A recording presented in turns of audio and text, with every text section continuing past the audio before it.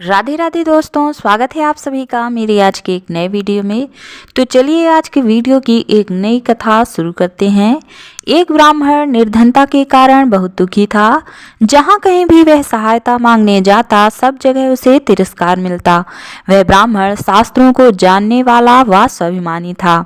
उसने संकल्प लिया कि जिस थोड़े से धन व स्वर्ण के कारण धनी लोग उसका तिरस्कार करते हैं, वह उस स्वर्ण को मूल्यहीन कर देगा। वह अपने तप से पारस प्राप्त करेगा और सोने की ढेरियां लगा देगा। लेकिन उसने सोचा कि पारस मिलेगा कहाँ? ढूंढने से तो वह मिलने से रहा। कौन देगा उसे पारस?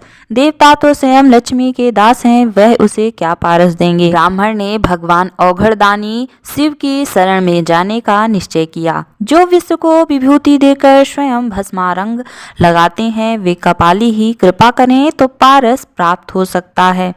ब्राह्मण ने निरंतर भगवान शिव का रुद्रार्चन, पंचाक्षर मंत्र का जप और कठिन व्रत करना शुरू कर दिया। आखिर भगवान आशुतोष कब तक संतुष्ट नहीं होते। ब्राह्मण की 12 वर्ष की तपस्या सफल हुई। भगवान शिव ने स्वप्न में दर्शन देकर कहा, तुम वृंदावन में श्री सनातन गोस्वामी के पास जाओ। उनके पास पारस है और वे तुम्हें देंगे। श्री सनातन गोस्वामी के पास पारस है और उसे महान रत्न को मुझे दे देंगे। भगवान शंकर ने कहा, वे अवश्य दे देंगे। ऐसा सोचते हुए ब्राह्मण वृंदावन की ओर चला जा रहा था। खुशी के मारे यात्रा की थकान व नींद उसे कोसों दूर चली गई थी। वृंदावन पहुंचने पर उसने लोगों से श्री सनातन गोस्वामी का पता पूछा। लोगों ने वृक्ष के नीचे बैठे अत्यंत कृशकाय, दुर्बल, कौपीनधारी गुदड़ी रखने वाले वृद्ध को श्री सनातन गोस्वामी बतलाया। चैतन्य महाप्रभु जी के शिष्य सनातन गोस्वामी वृंदावन में वृक्ष के नीचे रहते थे। भिक्षा मांगकर जो भी मिल जाता खाते, फटी लंगोटी पहनते और गुदड़ी व कमंडल साथ में रखते थे। 8 प्रहर में केवल 4 घड़ी सोते और शेष समय श्री कृष्ण नाम का कीर्तन करते थे। एक समय वे विद्या, पद, ऐश्वर्य और मान में लिप्त थे। राज्य के कर्ता धर्ता थे, किंतु श्री कृष्ण कृपा से श्री कृष्ण प्रेम की मादकता में ऐसे दीन बन गए कि परम वैरागी बनकर वृंदावन से ही गोलोक पधार गए। ब्राह्मण ने मन में सोचा, यह कंगाल सनातन गोस्वामी है। ऐसे व्यक्ति के पास पारस होने की आशा कैसे की जा सकती है? लेकिन इतनी दूर आया हूँ तो पूछ ही लेता हूँ, पूछने में क्या जाता है। ब्राह्मण ने जब श्री सनातन गोस्वामी से पारस के बारे में पूछा तो उन्होंने कहा, इस समय तो मेरे पास पारस नहीं है, मैं उसका क्या करता? श्री सनातन गोस्वामी ने बताया कि एक दिन मैं यमुना स्नान को जा रहा था तो रास्ते में पारस पत्थर पैर से टकरा गया। मैंने उसे वहीं यमुना जी की रेत में गाड़ दिया, जिससे किसी दिन यमुना स्नान से लौटते समय वह मुझे छू ना जाए, क्योंकि उसे छूकर तो पुनः स्नान करना पड़ता है। तुम्हें चाहिए तो तुम उसे वहां से निकाल लो। कंचन कामनी भगवान की विस्मृति कराने वाले हैं, इसलिए सच्चे संत पारस के छू जाने भर को अपवित्र मानते हैं। श्री सनातन गोस्वामी ने जहां पारस गड़ा हुआ था उस स्थान का पता ब्राह्मण को बतला दिया। रेत हटाने पर ब्राह्मण को पारस मिल गया। पारस की परीक्षा करने के लिए ब्राह्मण लोहे का एक टुकड़ा अपने साथ लाया था। जैसे ही ब्राह्मण ने लोहे को पारस से स्पर्श किया, वह स्वर्ण हो गया। पारस सही मिला है, इससे अत्यंत प्रसन्न होकर ब्राह्मण अपने गांव की ओर लौट पड़ा। लेकिन तभी ब्राह्मण के मन में एक प्रश्न आया। उस संत के पास तो यह पारस था, फिर भी उसने इसे अपने पास नहीं रखा, बल्कि यह कहा कि अगर यह छू भी जाए तो उन्हें स्नान करना पड़ता है। अवश्य ही उनके पास पारस से भी अधिक कोई मूल्यवान वस्तु है।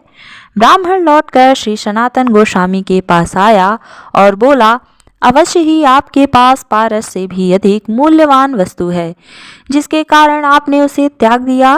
ब्राह्मण को देखकर हंसते हुए श्री सनातन गोस्वामी ने कहा, पारस से बढ़कर श्री कृष्ण नाम रूपी कल्पवृक्ष मेरे पास है।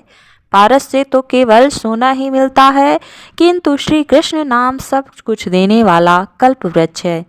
उससे आप जो चाहोगे वह प्राप्त होगा। ऐसा कोई कार्य नहीं जो भगवान के नाम के आश्रय लेने पर ना हो।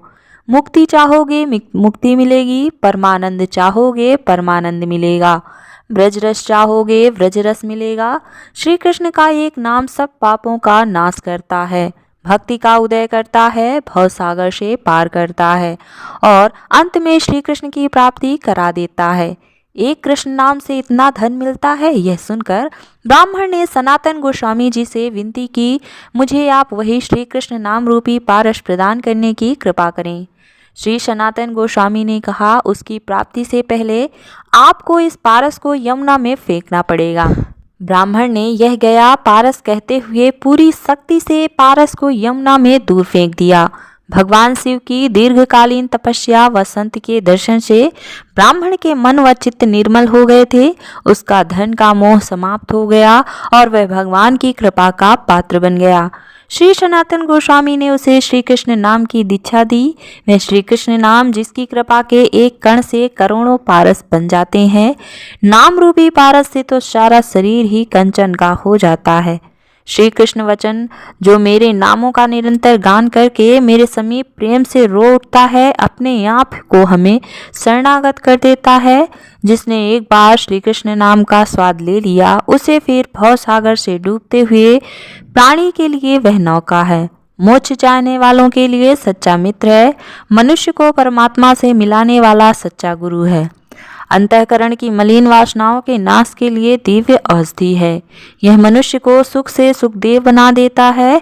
अब फैसला आपको करना है कि आपको क्या चाहिए, पारस पत्थर या कृष्ण नाम। तो ये थी आज की कथा। आपको कथा कैसी लगी कमेंट बॉक्स में हमें जरूर बताएं और इसी तरह के कहानी से जुड़े वीडियो देखने के लिए चैनल को सब्सक्राइब करना